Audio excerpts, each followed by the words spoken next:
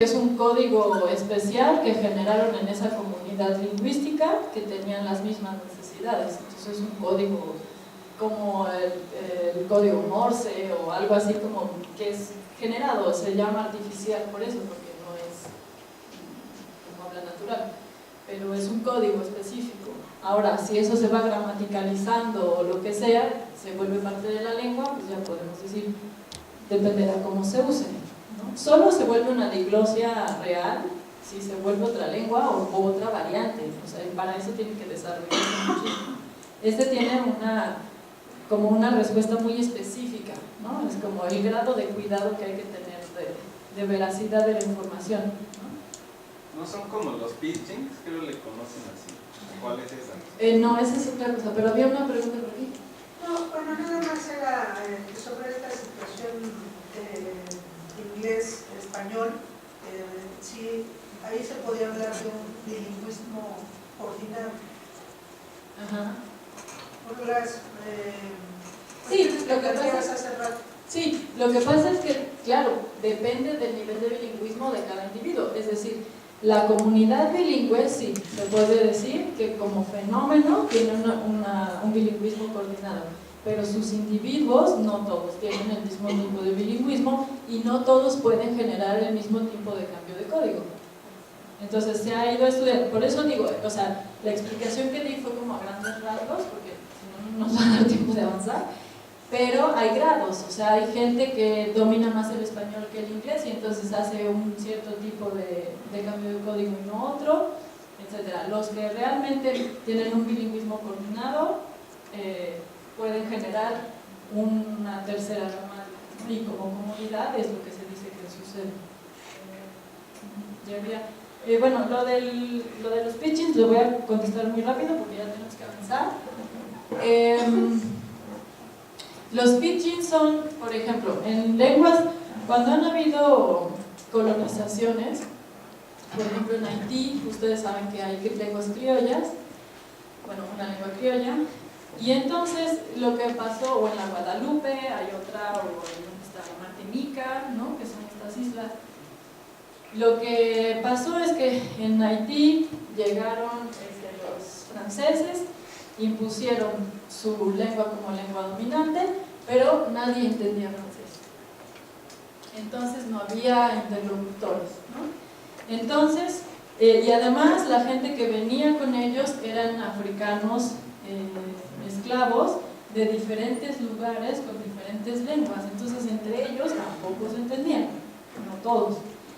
Entonces se supone que que la intensidad del contacto fue generando una lengua nueva, en donde lo que pasó es que en la primera generación había una sola palabra quería significar 7 cosas distintas y los usos gramaticales eran como muy restringidos, y en la siguiente generación ya empezaba a haber un desarrollo del léxico mucho más específico, y ya en la generación que ya aprende esa lengua como propia se genera una lengua criolla, pero se supone que tiene una base de la lengua dominante y tiene como el léxico y otros tipos de fenómenos no estructurales, pero sí significativos de las otras lenguas que estaban ahí.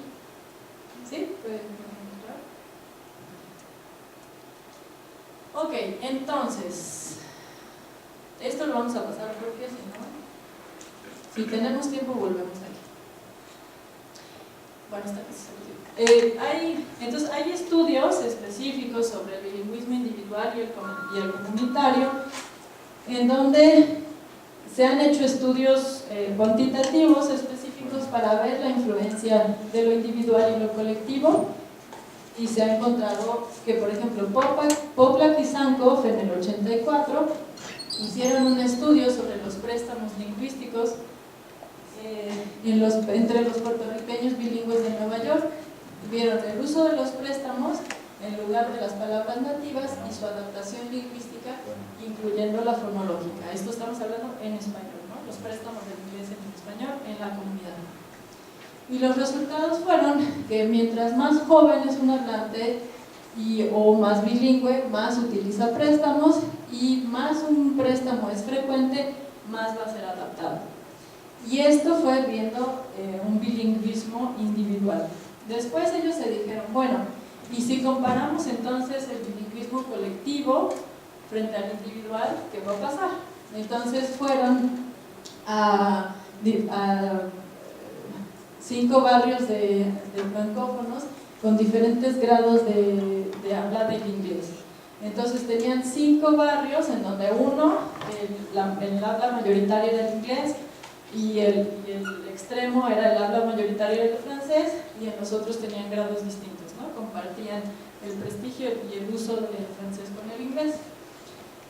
Y vieron que el uso de préstamos analizados por grado de integración en la comunidad francófona y la adaptación lingüística, es decir, cómo usaban los préstamos por su adaptación sonora, como les decía, la fonológica y fonética, en la comunidad de los que hablaban francés, y cuál era la adaptación que hacían. Y los resultados fueron que hubo un cambio significativo en el nivel social y el sexo, en donde los factores más significativos para el tipo y el porcentaje de préstamos utilizados eran estos. Es decir, la clase social y el sexo, el ser mujer, el ser hombre o tener una diferente clase social, hacía que yo utilizara cierto tipo de préstamos y no otros, y más cantidad de préstamos en vez de otros.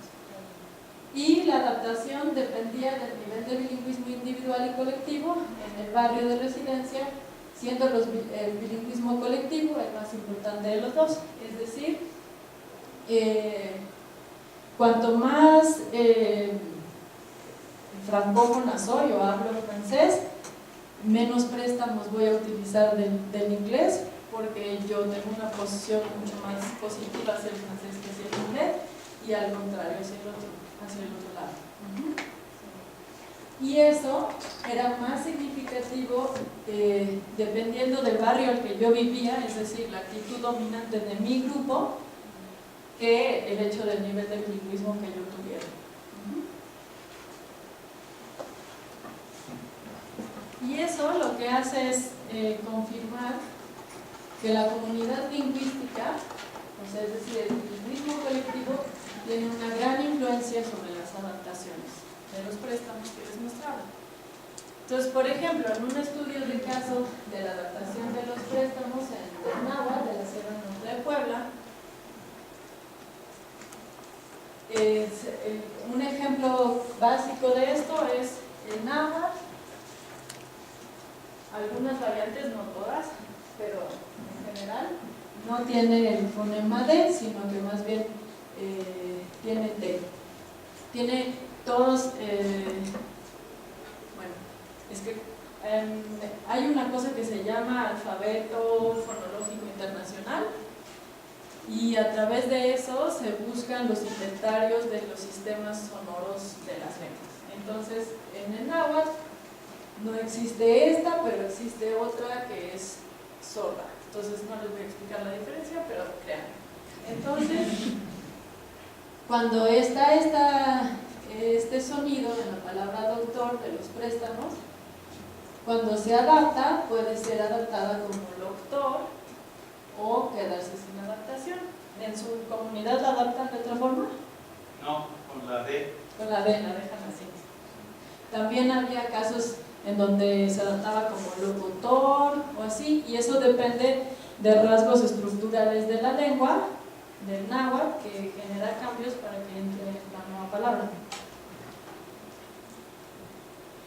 Entonces, todos estos sonidos que ven aquí, los fonemas del español que están aquí, son los que no existen en náhuatl y son los que normalmente van a intentar adaptar.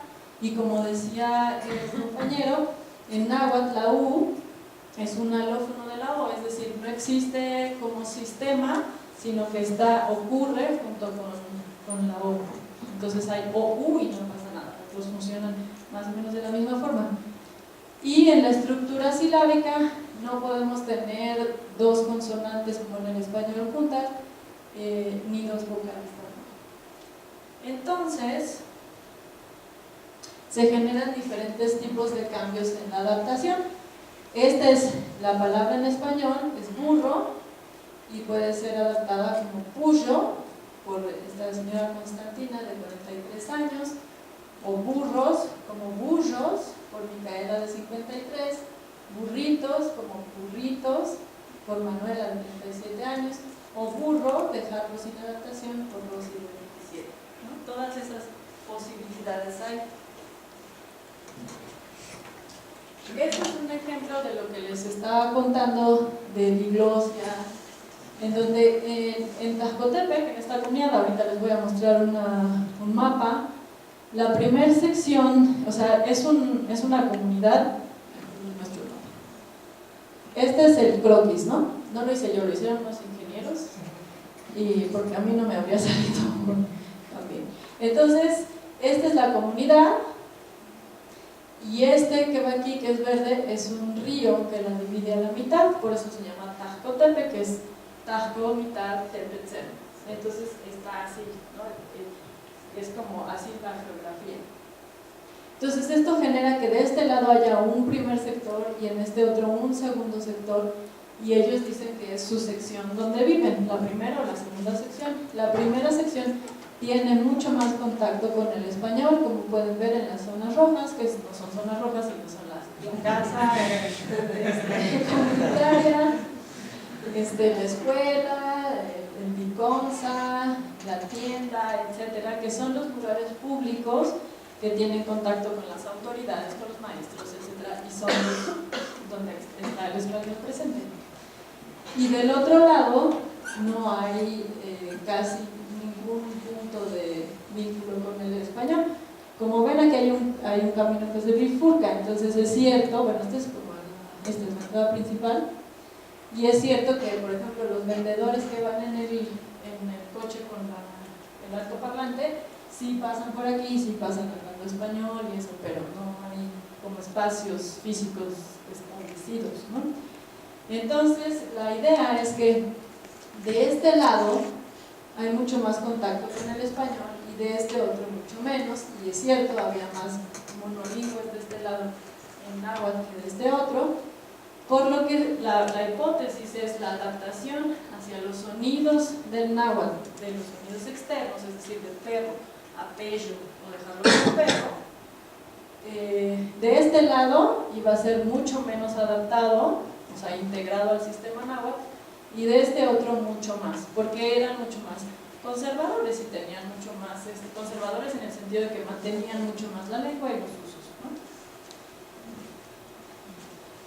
Entonces, bueno, esta es una metodología que utilicé para poder recolectar los datos y tenía que ver con tener imágenes diferentes que podían hacer que ellos utilizaran préstamos. Y yo lo que observé fue en qué sección vivían, qué nivel de bilingüismo tenían, el grupo de edad, el sexo, la relación al interior del grupo, si eran amigos o si eran familiares o vecinos. Y estos fueron análisis lingüísticos donde veía la frecuencia de la palabra, los sonidos que no estaban ahí, si eran una palabra o una frase, y otros ejemplos que no voy a explicar ahorita.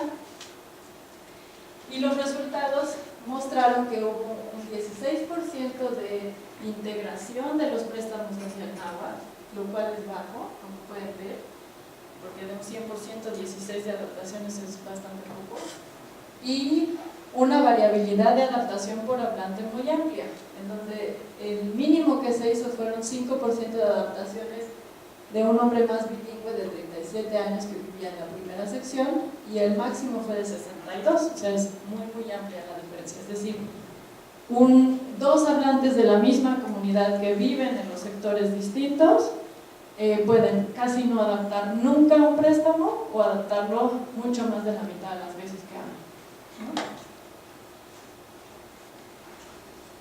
Entonces, bueno, esto lo voy a pasar más rápido para que no haya como una complicación. Y entonces, en esta gráfica lo que vemos es, estos son los hablantes de la primera sección, la que tiene más contacto con el español, y estas son los de la segunda. Como ustedes ven, los azules son los menos bilingües en la tos, y los, ¿qué color es ese? rojo rosa, son los más bilingües. Mira, la lengua nuestra no tiene ese color. Entonces, son también los más bilingües. Es decir, individualmente, los azules están categorizados igual y los rositas rojos también. Pero producen diferentes porcentajes de adaptación según el sector en el que viven. Lo cual quiere decir, yo hablo como mi grupo habla. Aunque yo sea bilingüe individual y lo pueda hacer, no tiene que ver con mi capacidad, tiene que ver con mi pertenencia. Entonces, bueno, esto lo vamos a pasar rápido, pero algo importante de esto es que este es un análisis cuantitativo que lo que hace es decir cuáles son los factores significativos y le da una jerarquía al modelo. Lo importante es ver que el nivel de bilingüismo individual no fue significativo. Es decir, en esta comunidad el individuo no importa, no es significativo. Lo importante es lo colectivo. Eso se demuestra aquí, en donde el segundo factor más significativo después de lo gramatical fue dónde vivo, a qué grupo pertenezco.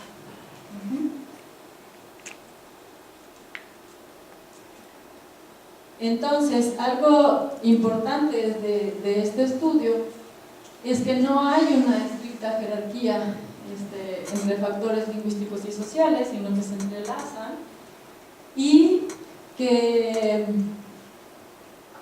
la diferencia que encontramos en el bilingüismo comunitario tiene una influencia más significativa que el nivel individual.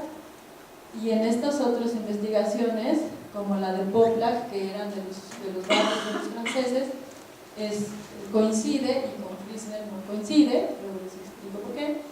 Y la diferencia entre los hombres y las mujeres en función del fonema que viene del español es significativa y no lo es aquí. Ahora les explico por qué.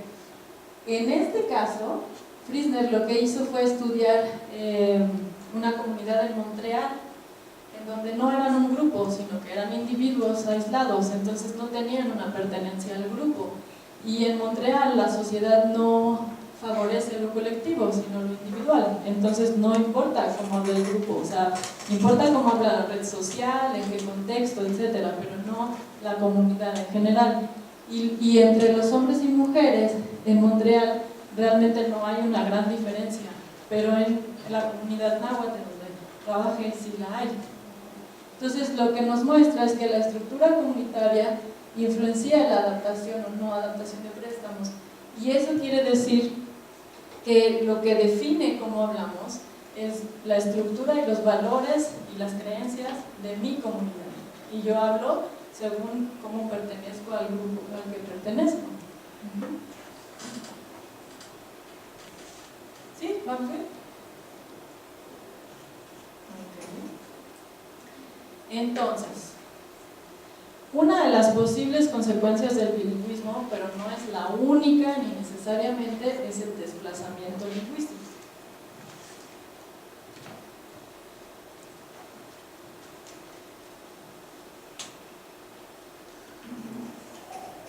Hubo una época, sobre todo entre los 80s y los 90s, en donde la postura era que el bilingüismo era el inicio de la pérdida de la lengua materna.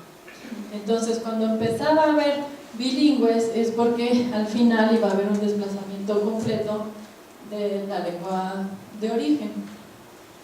Después fuimos viendo que no era así necesariamente. Es decir, en muchos casos sí pasa, pero no es riguroso en cada uno de los espacios donde hay bilingües se va a perder la lengua materna. No necesariamente. Como hemos visto, en muchos espacios se ha mantenido la lengua materna porque son bilingües, porque pueden utilizar las dos, porque pueden utilizar estrategias, etc. Pero bueno, autores como Munsell, Bellicer, Hamel y Lastra y Zimmerman ven a las lenguas indígenas en un proceso de minorización. Y esto es porque no necesariamente lo mayoritario y minoritario tiene que ver con el número de hablantes, sino que tiene que ver con el que sean minorizados en prestigio, ¿no? Entonces, en el que el descenso del monolingüismo indígena y el aumento del bilingüismo en español son el resultado de políticas lingüísticas integracionistas y de castellanización. Y en esta situación, en este contexto, aparece lo que Zimmerman y Coronado nombran el caso del español étnico, que ha sido también llamado español indígena.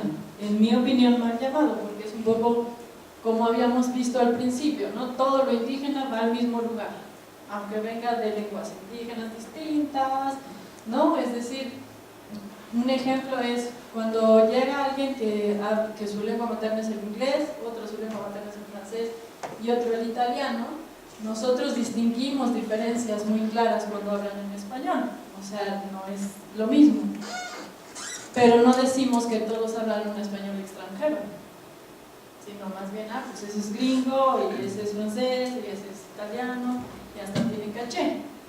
Pero cuando nosotros escuchamos hablar gente que identificamos como indígena en un español que no es lo que consideramos el estándar, decimos es español indígena.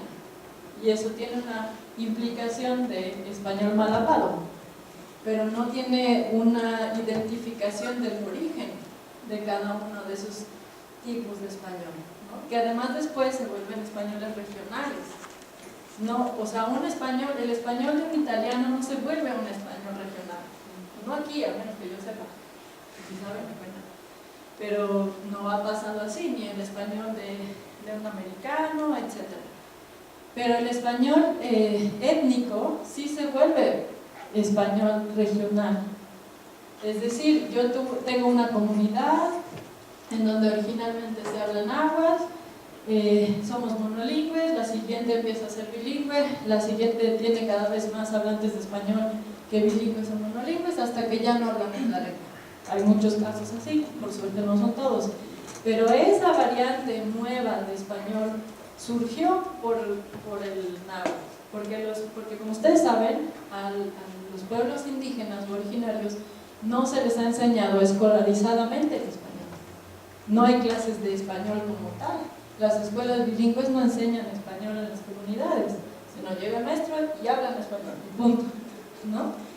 Entonces, las comunidades han ido adquiriendo el español en la vida cotidiana, con la necesidad, con el conocimiento, primero un bilingüismo subordinado, ¿no? Y así nos vamos moviendo hasta que llegamos a lo que tenga que llegar.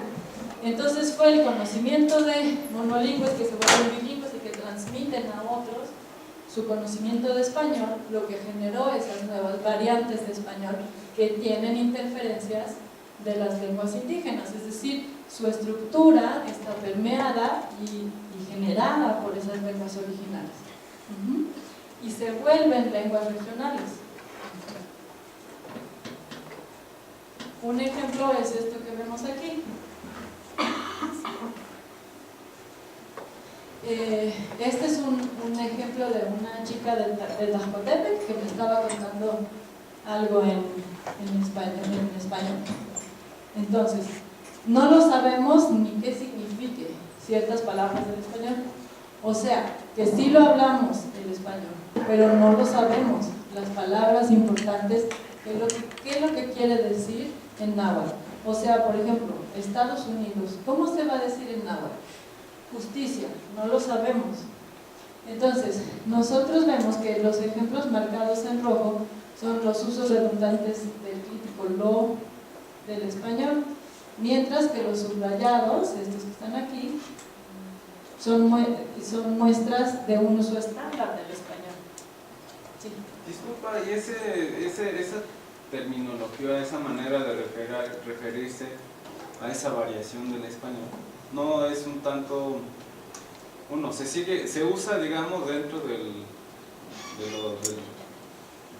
la academia, por ejemplo, para referirse a este tipo de variación del español? Se está empezando a usar.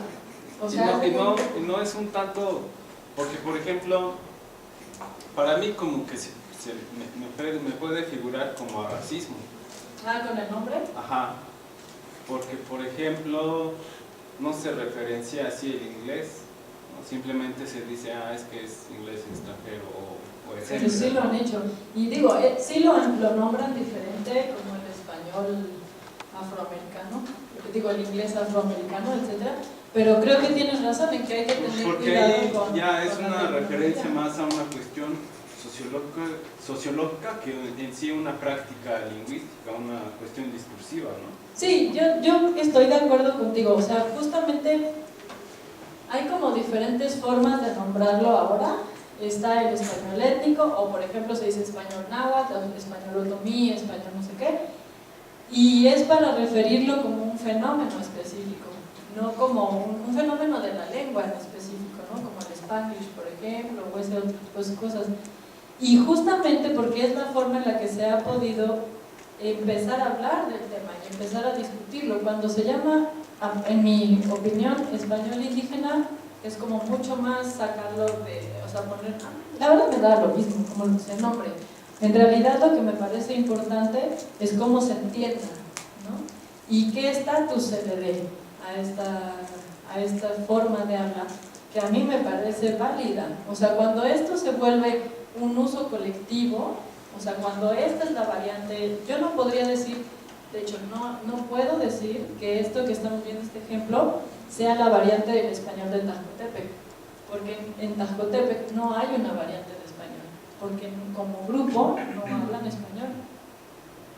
Esto es una muestra de lengua de Lupe que platicamos esa vez y me platicó así, pero como grupo no lo generan.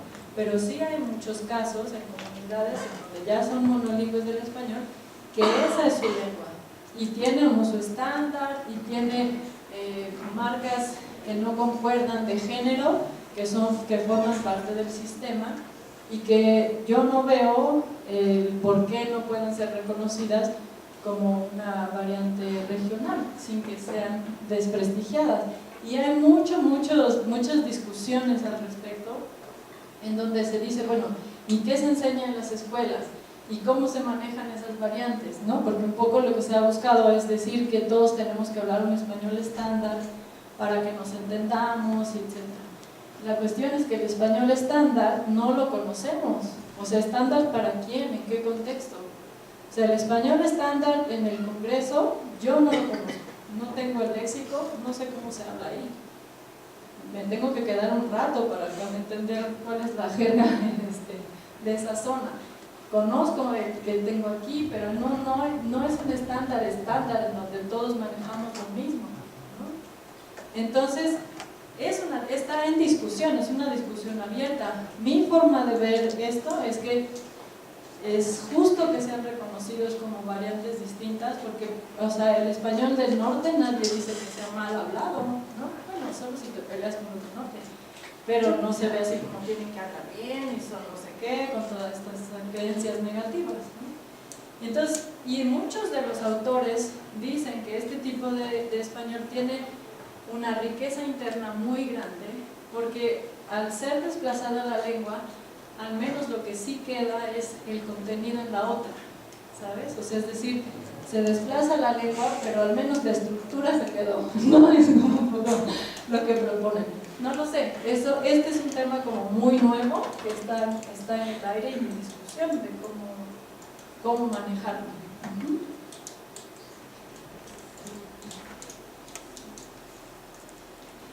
Entonces, bueno, hablando de conflictos lingüísticos, Coronado Susán afirma que podrían caracterizar el conflicto lingüístico en México como el enfrentamiento entre grupos dominados con un sistema comunicativo bilingüe y no como un conflicto entre hablantes de lenguas distintas que luchan por el triunfo de su propia lengua, ¿no? Esto es lo que estábamos hablando. El problema son los grupos de poder que quieren imponer las lenguas, pero no son los hablantes en general. No, yo, hablante de español nativa, no me estoy peleando con los hablantes de náhuatl para que usen mi lengua, ¿no? Y Coronado Susán habla de una tipología de sistemas comunicativos bilingües, de los usos diferenciales de las lenguas. Entonces lo que hace es bastante simple. Agarró un equipo de trabajo y hicieron estudios en diferentes comunidades en el 99 Y vieron que finalmente se puede dividir en 4 posibilidades, como en un continuum en donde tenemos se usa solo la lengua indígena o se usa solo el español, se usa más la lengua indígena que el español o se usa más el español que la lengua indígena, como una tipología de los usos de lengua en México en el 99. Entonces, el desplazamiento de una lengua es el proceso por el cual se da un desuso paulatino de las funciones de una lengua en los ámbitos sociales y de sustitución gramatical y lexical. Y el desplazamiento es gradual, supone una etapa de bilingüismo como paso previo al monolingüismo en la misma lengua, y no puede haber expansión de lenguas sin desplazamiento, es decir, siempre que hay expansión de una lengua sobre otra, esta última se ve amenazada. Y como les decía, la pérdida de una lengua y ese desplazamiento se va haciendo en los ámbitos de uso.